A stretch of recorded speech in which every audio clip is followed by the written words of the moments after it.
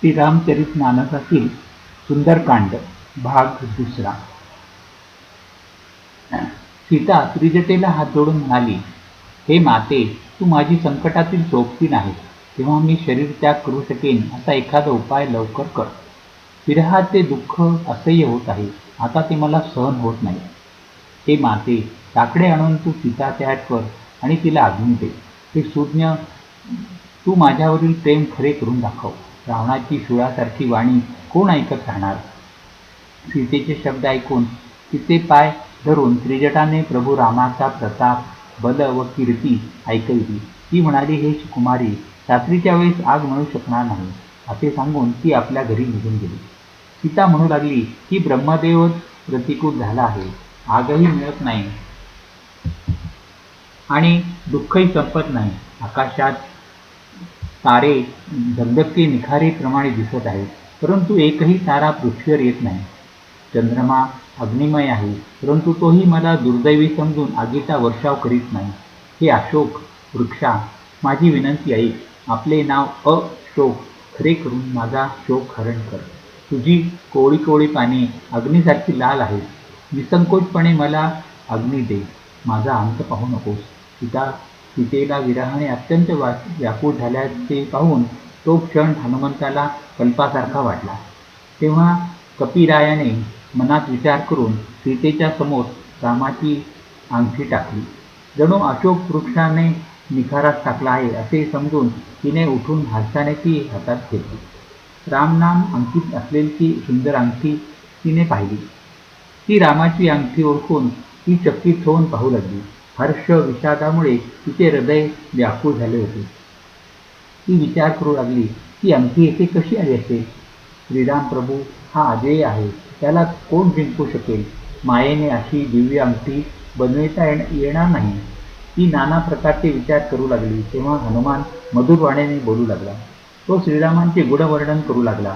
ते ऐकून सीतेचे दुःख पळून गेले. ती मन व कान लावून ते ऐकू लागली. हनुमानाने सुरुवातीपासून सर्व वार्ता सांगितली. सीता म्हणाली, ज्याने कानांना हा अमृतमय ही वार्ता सांगितली, तो मग हे बंधू तू प्रकट का होत नाहीस. तेव्हा हनुमान तिच्याजवळ गेला. त्याला पाहून ती पाठमोरी होऊन बसली. ते पाहून त्याला आश्चर्य वाटले. हनुमान म्हणाला, हे सीता माते, करुणा निधान श्रीरामांची सत्य शपथ घेऊन मी सांगतो की मी श्रीरामांचा दूत आहे. ती अंगठी मीच आणली आहे आणि ती श्रीरामांनी रोजची खून म्हणून तुला दिली आहे. सीतेने विचारले, नर आणि वानर यांची संगत कशी झाली ते सांग. तेव्हा हनुमंताने ही संगत कशी झाली ते सांगितले. कपिरायांचे प्रेमळ शब्द ऐकून सीतेच्या मनात विश्वास निर्माण झाला. तिने जाणले की हा काया वाचा मनाने कपिसिंधू श्रीरामांचा सेवक आहे, भगवंतांचा सेवक आहे. हे समजल्यावर सीतेला हनुमंताबद्दल फार प्रेम वाटू लागले. तिचे डोळे पाणावले व शरीर रोमांचित झाले. ती म्हणाली, हे नाथ हनुमंता, मी विरह सागरात बुडत असताना तू मला वाचवण्यासाठी जहाज बनलास. माझा जीव तुझ्यावरून ओवाळून टाकत आहे. खरं राक्षसाचा शत्रू व सुखाधाम असलेल्या श्रीरामांची छोट्या भावासहित खुशाली सांग. रघुनाथ तर कोमल हृदयाचा व कृपाळू आहे. मग हे हनुमंता, त्यांनी अशी निष्ठुरता का धरली आहे. सेवकाला सुख देणे हा त्यांचा सहज स्वभाव आहे. ते माझी कधी आठवण काढतात का. त्यांचे कोमल व श्यामल अंग पाहून माझे नेत्र कधी तृप्त होतील का. तिच्या तोंडातून शब्द फुटेना, डोळ्यात पाणी भरून आले.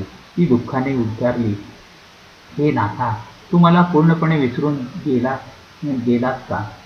सीतेला विरहामुळे अत्यंत व्याकुळ झालेली पाहून हनुमान मृदू व नम्र वाणीने म्हणाला, माते, सुंदर कृपेचे धाम असलेले प्रभू श्रीराम हे बंधू लक्ष्मणासह सुखरूप आहे, परंतु तुझ्या दुःखामुळे दुःखी आहे. हे माते, मनात ग्लानी आणू नको. श्रीरामांच्या मनात तुझ्यापेक्षा तुझ्याबद्दल दुप्पट प्रेम आहे. हे माते, आता धीर धरून श्रीरामांचा निरोप ऐक. असे सांगितल्यावर हनुमंत प्रेमाने सद्गदित झाला आणि त्याच्या डोळ्यातून प्रेमाश्रू वाहू लागले. तो म्हणाला, श्रीरामांनी सांगितले आहे की सीते, तुझ्या विरहामुळे सर्व पदार्थ मला प्रतिकूल झालेले आहेत. वृक्षांची नवीन कोमल पाने अग्नीसारखी वाटतात. रात्र ही कालरात्रीसारखी व चंद्रमा हा सूर्यासारखा आणि कमळाची वने भाल्यांच्या वनासारखी बनली आहेत. आकाशातील मेघ जणू उकळत्या तेलाचा वर्षाव करीत आहे. जे हितकारी होते तेच आता दुःख देत आहे. विविध शीतल, मंद व सुगंधित वायू सापाच्या श्वासाप्रमाणे गरम व विषारी झालेला आहे. मनातले दुःख सांगितल्यावर काहीसे कमी होते, पण सांगू कुणाला? माझे हे दुःख कुणालाही समजत नाही. माझ्या आणि तुझ्या प्रेमाचे रहस्य हे प्रिये एक माझेच मन जाणते. ते माझे मन नेहमी तुझ्याजवळच असते. माझ्या प्रेमाचे गुपित यातच काय ते समजून घे. प्रभू रामांचा हा निरोप ऐकताच सीता प्रेममग्न होऊन गेली. तिला देहाचे भान राहिले नाही. तेव्हा हनुमंत म्हणाला, माते, मनात धीर धर. सेवकांना सुख देणाऱ्या श्रीरामांचे स्मरण कर. मनात श्रीरामांच्या प्रभुतेबद्दल विश्वास बाळग आणि माझे म्हणणे ऐकून मनातून भित्रेपणा काढून टाक. राक्षसांचे समुदाय पतंगाप्रमाणे असून श्रीरामांचे बाण अग्नीप्रमाणे आहेत. हे माते, मनात धीर धर. आता हे राक्षस जळून मरणार आहेत असे समज. तू कुठे आहेस हे श्रीरामांना जर कळले असते तर त्याने उशीर लावला नसता. हे जानकी माते, श्रीरामांच्या बाणाचा सूर्य उगवल्यावर राक्षसांच्या सेनेचा अंधकार कुठे उरेल बरे? हे माते, मी तुला आता घेऊन गेलो असतो, परंतु श्रीरामांची शपथ घेऊन सांगतो की मला प्रभूंची तशी आज्ञा नाही. हे माते, काही दिवस धीर धरून राहा. श्रीराम हे वानरांसहित येथे येतील. ते राक्षसांना मारून तुला घेऊन जातील. मग नारदादी ऋषी मुनी त्रैलोक्यात त्यांचे यशोगान गातील.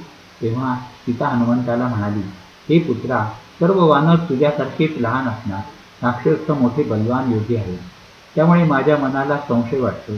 तुझ्यासारखे लहान वानर त्या राक्षसांना कसे बरे जिंकतील? हे ऐकून हनुमंताने आपले खरे रूप प्रकट केले. ते सुवर्ण पर्वताच्या सुमेरू पर्वताच्या आकाराचे विशाल होते. ते मोठे बलवान व वीर रूप होते. युद्धामध्ये शत्रूच्या मनात धडकी भरून टाकणारे होते. ते पाहून सीतेच्या मनात भरवसा आला.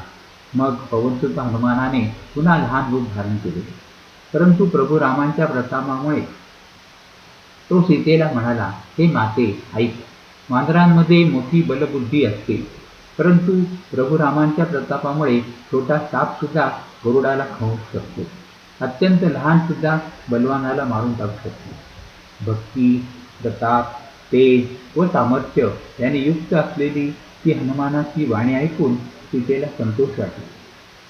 तो रामाचा लाडका आहे असे समजून तिने त्याला आशीर्वाद दिला.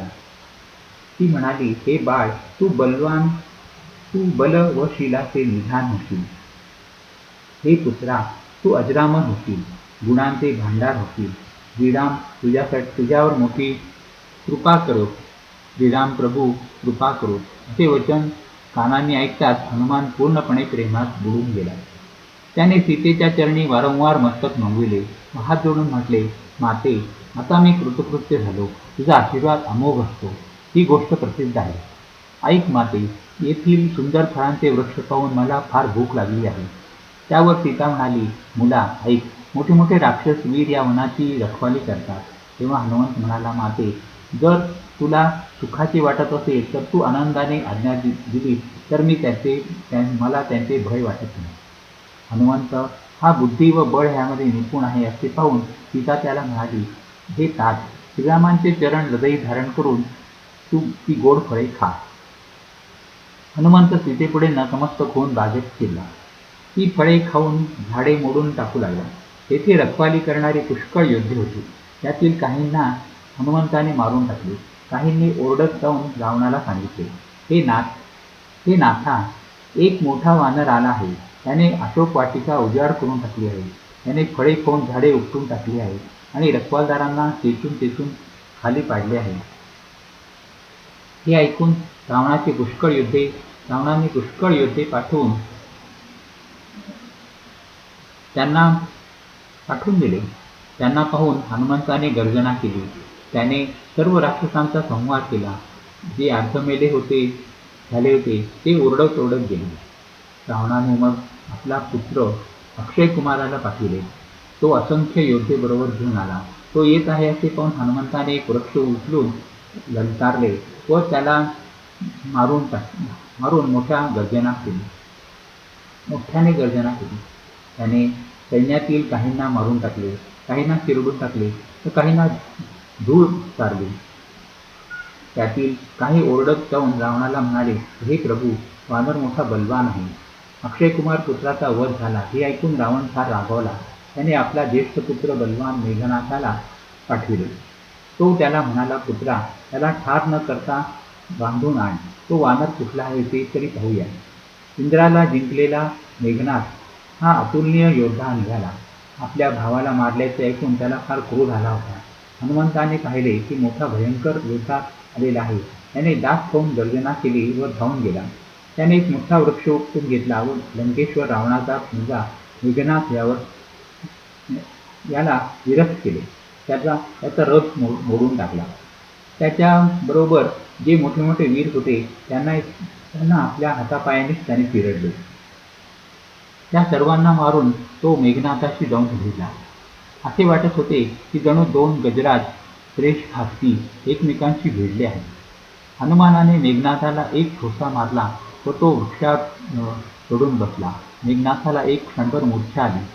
मग त्याने पुन्हा उठून मोठी माया केली, परंतु त्यास पवनपुत्राला जिंकता आले नाही. शेवटी त्याने ब्रह्मास्त्र उचलले. हनुमंताने विचार केला की जर मी ब्रह्मास्त्राचा मान ठेवला नाही तर त्याची अपार महिमा नाहीशी होईल.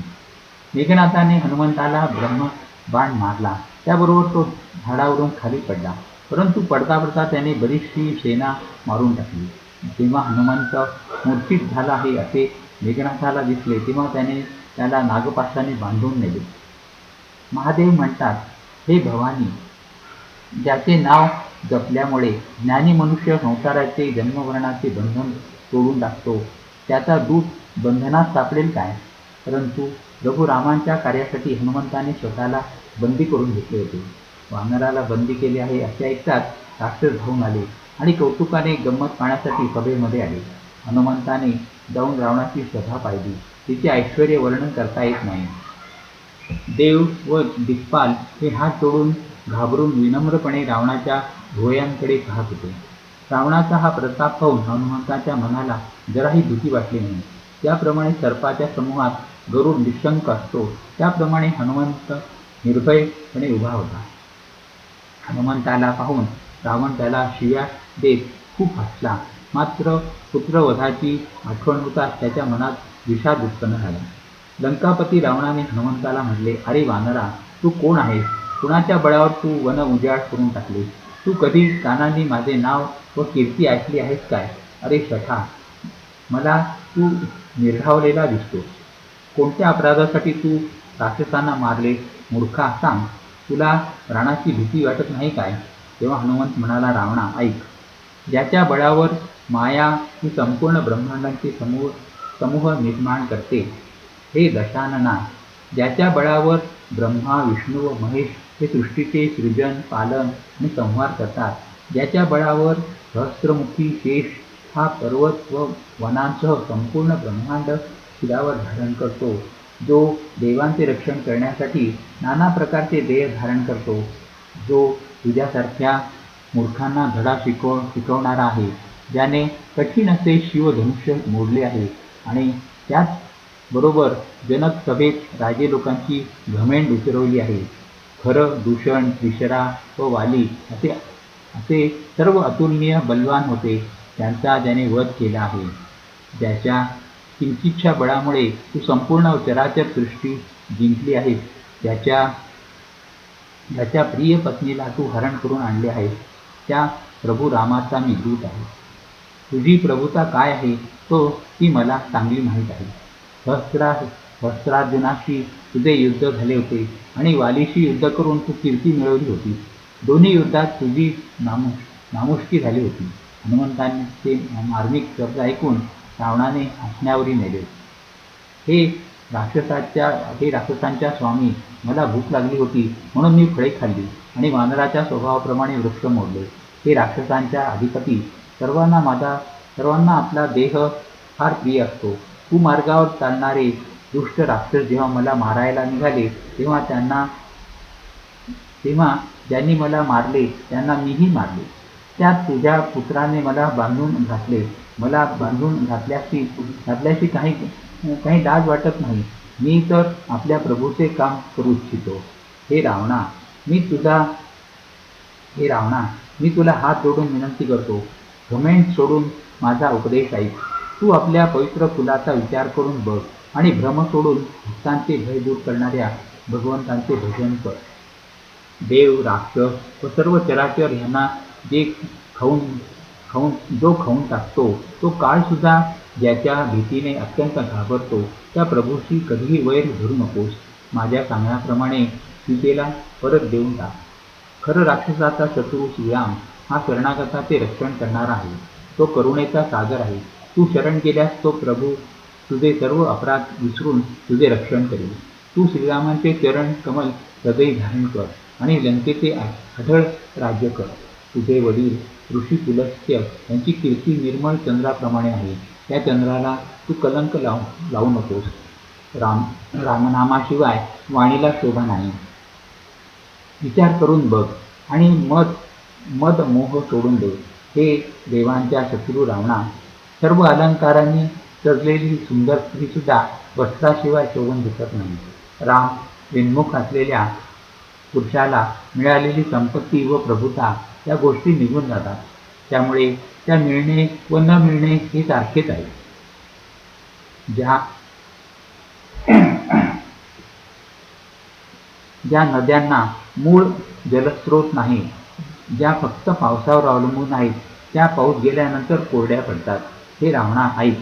मी प्रतिज्ञापूर्वक सांगतो की राम विन्मुख झालेल्यांचे रक्षण करणारा कोणीही नाही. हजारो शंकर, विष्णू व ब्रह्मदेव हे सुद्धा श्रीरामांचा द्रोह करणाऱ्या तुला वाचवू शकणार नाही.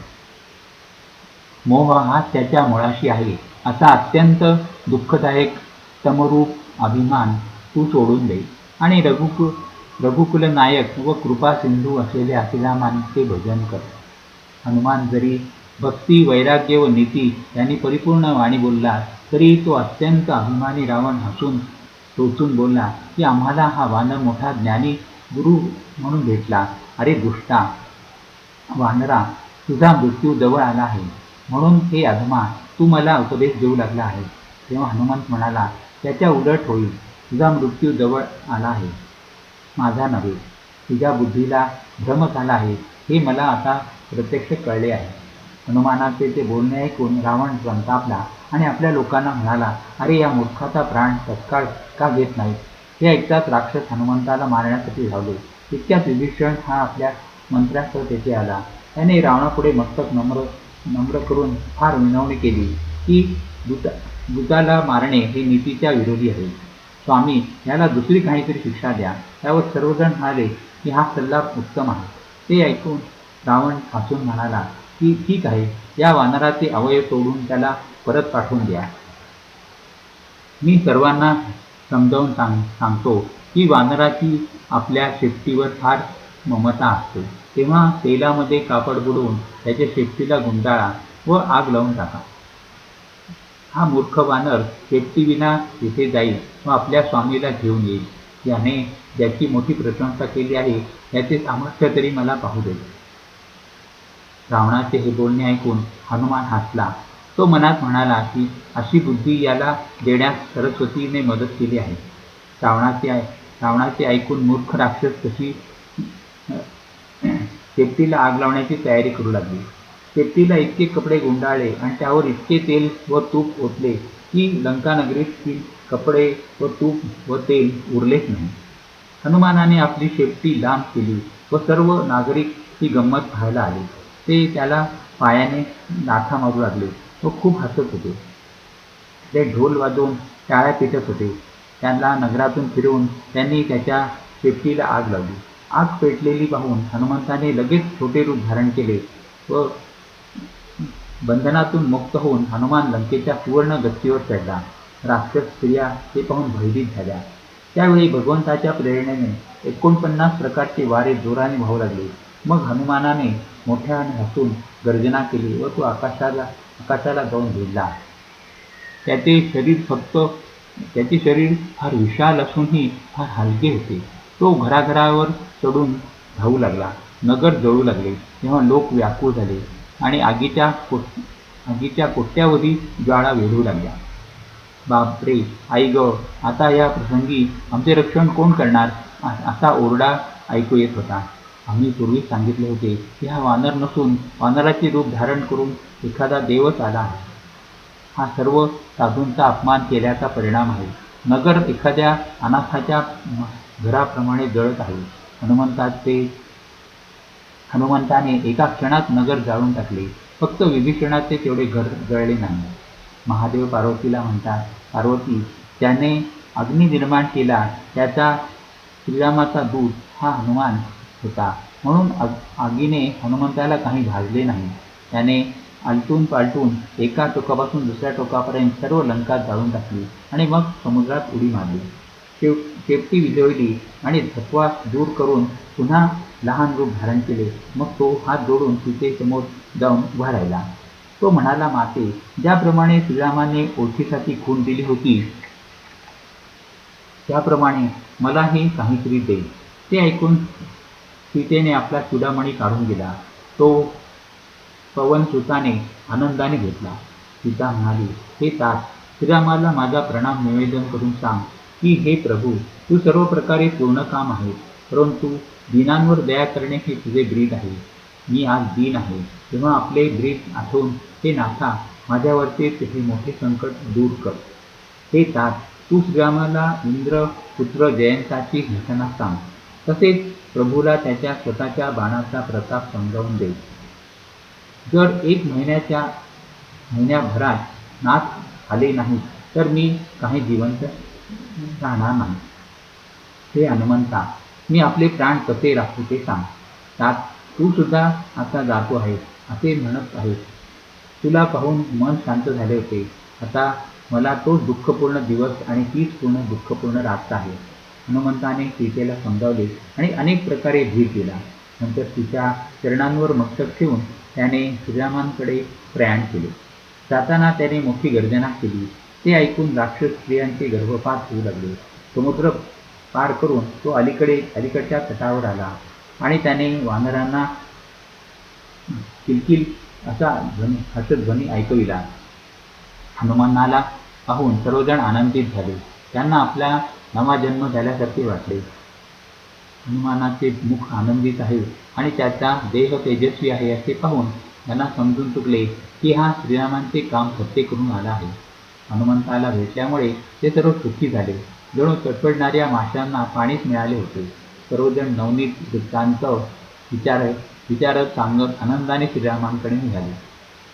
तेव्हा ते सर्वजण मधुवनात आले आणि अंगदाच्या संमतीने तेथील मध व फळे खाऊ लागले.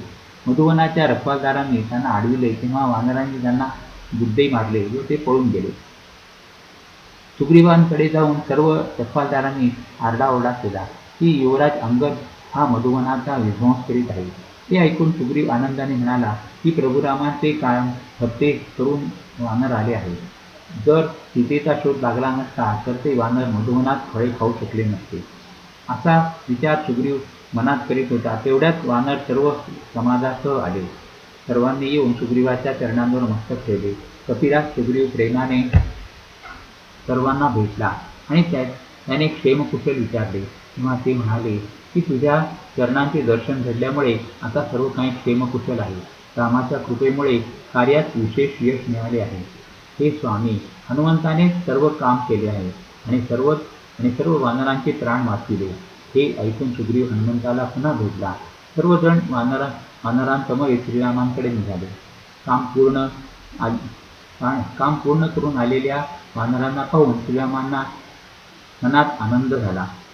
राम लक्ष्मण दोघे बंधू प्रतीकाच्या शिळेवर बसले होते. सर्व वानर त्यांच्या पाया पडले. करुणानिधी श्रीराम मोठ्या प्रेमाने आलिंगन देऊन सर्वांना भेटले आणि त्यांनी क्षेमकुशल विचारले. वानर म्हणाले, हे नाथा, तुमच्या चरणकमलांचे दर्शन झाल्यामुळे सर्व काही क्षेम झाले. जांबुवंत म्हणाला, हे रघुनाथा, ऐका, ज्यावर तुम्ही दया करता त्यांचे नेहमीच कल्याण व क्षेम असते. देव, मनुष्य व मुनी हे सर्वजण त्याच्यावर प्रसन्न असतात. असा दयाप्राप्त तोच विजयी होतो, तोच विनयी व तोच गुण सागर बनून जातो. त्याची ख्याती त्रैलोक्यात पसरते. प्रभूंच्या कृपेमुळे सर्व कार्य यशस्वी झाले. आज आमचा जन्म सफल झाला आहे. हे नाथा, पवनसुत हनुमानाने जे कार्य केले ते सहस्त्रमुखांनीही वर्णन करता येत नाही. मग जांबुवंताने हनुमंताचे सुंदर चरित्र कार्य रघुनाथांना ऐकविले. हे ऐकून कृपानिधी श्रीरामांच्या मनाला खूप आनंद झाला. त्यांनी हनुमंताला मोठ्या प्रेमाने पुन्हा पुन्हा आलिंगन दिले. ते म्हणाले, हे तात, सीता कशी राहत आहे व आपल्या प्राणाचे रक्षण कशी करीत आहे? हनुमंत म्हणाला, रामा, तुमचे नावच रात्रंदिवस पहारा देणारी आहे आणि तुमचे ध्यान हेच दरवाजा आहे. सीतेचे नेत्र तुमच्या चरणी लागलेले असतात, तेच कुलूप होय. मग प्राण कोणत्या वाटेने जाणार? येताना तिने मला आपला चुडामणी दिला आहे. रघुनाथाने तो घेऊन आपल्या हृदयाशी धरला. हनुमान पुढे म्हणाला, हे नाथ, जनककुमारी सीता ही दोन्ही डोळ्यात पाणी आणून म्हणाली, छोटा भाऊ लक्ष्मणाबरोबर प्रभू श्रीरामांचे चरण धरून सांग की हे दीनबंधू, तुम्ही शरणागताचे दुःख हरण करणारे आहात. मी मन, वचन व कर्माने तुमच्या चरणांची अनुरागिणी आहे. मग तुम्ही कोणत्या अपराधासाठी माझा त्याग केला आहे? तुमचा विरह होताच प्राण निघून गेले नाही. हा माझ्यातला दोष आहे असे मी मानते, परंतु हे नाथा, हा माझ्या नेत्रांचा अपराध आहे. ते प्राण जाण्यामध्ये मुद्दाम बाधा आणतात. नेत्रांना दर्शनाची आस लागून राहिली आहे. विरहाचा अग्नी जळत आहे. शरीर कापूस झाले आहे आणि श्वास हा सारा बनून अग्नीला प्रज्वलित करीत आहे. त्यामुळे हे शरीर एका क्षणात जळून जाईल. परंतु माझे नेत्र प्रभूंचे दर्शन घेऊन सुखी होण्याच्या आपल्या हितासाठी अश्रू जल ढाळत आहेत. त्यामुळे विरहाग्नीने शरीर जळून जात नाही. हे दीनदयाळू श्रीरामा, सीतामाईंवर मोठी विपत्ती आली आहे. त्याबद्दल सांगणे हेच बरे. सांगितल्यास तुम्हाला क्लेश होतील. हे करुणानिधी, तिचा एक एक क्षण कल्पाप्रमाणे जात आहे. म्हणून हे प्रभू, लगेच निघा व आपल्या बाहुबलाने दुष्ट सैन्याचे निर्दालन करून सीतामाईंना घेऊन या. सीतेचे दुःख ऐकून सुखाचे धाम असलेले प्रभूंचे कमलनयन अश्रूंनी भरले. प्रभू राम म्हणाले, मन, वचन व शरीराने जिला माझीच गती आश्रय आहे, स्वप्नात तरी तिच्यावर विपत्ती येईल काय? तेव्हा हनुमान म्हणाला, हे प्रभू, जेव्हा तुमचे स्मरण व भजन होत नाही तेव्हा तीच विपत्ती असते. राक्षसांची गोष्ट ही काय मोठी? तुम्ही शत्रूंना जिंकून जानकी माईला घेऊन या. तेव्हा श्रीराम म्हणाले, हनुमंता, ऐक, तुझ्यासारखा माझ्यावर उपकार करणारा देव, मनुष्य किंवा मुनी असा कोणीही शरीर धारण करणारा नाही. तुझ्या उपकाराची परतफेड कशी करू? माझे मन सुद्धा तुझ्या समोर संकोचत आहे. हे पुत्रा, मी मनात विचार करून पाहिला, परंतु मी तुझ्या गुणातून मुक्त होऊ शकत नाही. देवांचा रक्षक प्रभुराम हा वारंवार हनुमंताकडे पाहत होता. त्याच्या नेत्रात पाणी आले होते व शरीर पुलकित झाले होते. प्रभू श्रीरामांचे वचन ऐकून आणि त्यांचे मुख व पुलकित शरीर पाहून हनुमान हर्षित झाला. प्रेमाने व्याकुळ होऊन, हे भगवंता, माझे रक्षण करा, माझे रक्षण करा असे म्हणत त्यांनी श्रीरामांच्या चरणांवर लोटांगण घातले. श्रीराम हा हनुमंतांना वारंवार उठवू पाहत होते, परंतु प्रेममग्न झालेल्या हनुमंताला प्रभू चरणांवरून उठायची इच्छाच होत नव्हती. प्रभूंचे करकमल हनुमंताच्या शिरावर होते. भक्त तो प्रभू त्यांच्या त्या स्थितीचे स्मरण होताच शिवसुद्धा भक्तिमग्न होऊन गेले. मग मनाला सावध करून भगवान शंकर पुढील सुंदर कथा सांगू लागले. हनुमंताला उठवून श्रीरामांनी हृदयाशी कवटाळले आणि त्यांचा हात धरून आपल्या अगदी जवळ बसविले. श्रीराम म्हणाले, हे हनुमंता, रावणाने सुरक्षित ठेवलेली लंका व देखील अवघड किल्ले तू कसे बरेच जाळून टाकले. प्रभू प्रसन्न आहे ते पाहून हनुमान अभिमान रहित होऊन म्हणाला, ऐका, एका फांदीवरून दुसऱ्या फांदीवर उड्या मारणे हाच तर वानरांचा पुरुषार्थ असतो. मी समुद्र ओलांडून सुवर्णनगरी लंका जाळून टाकली आणि राक्षसांना मारून टाकले. अशोकवन उद्ध्वस्त केले. हे श्रीरामा, हा सर्व तुमचाच प्रताप आहे. त्यात माझा कोणताही मोठेपणा नाही. हे प्रभू, तुम्ही ज्याच्यावर प्रसन्न होता त्याला कोणतीही गोष्ट अशक्य होत नाही. तुमच्या प्रभावामुळे कापूस ही लवकर जळून जाणारी वस्तू वडवानराला निश्चितच जाळून टाकू शकेल. हे नाथा, अत्यंत सुख देणारी तुमची दृढ भक्ती मला कृपा करून द्या. हे भगवती हनुमानाची ती अत्यंत सरळ वाणी ऐकून श्रीराम म्हणाले, एवं मस्तु, असेच होऊ दे. हरिओम दत्त, हरिओम दत्त, हरिओम.